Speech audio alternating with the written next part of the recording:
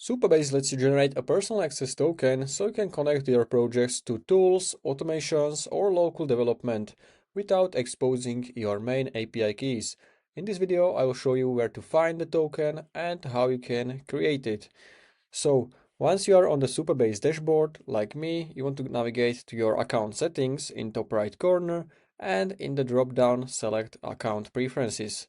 From the account preferences, you can already see the access tokens on the left side. Click on it, and from here you will have all of your tokens displayed. And if you don't have any, you can simply click on generate a new token. You can name it. So for example, I'm connecting it to antigravity, so I can type antigravity token. You can set the expiration date. You can make it custom, never, or whatever you want.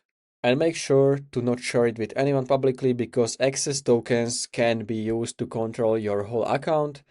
So make sure you know this, generate token, and this is going to generate your token. So you want to make sure not share it with anyone.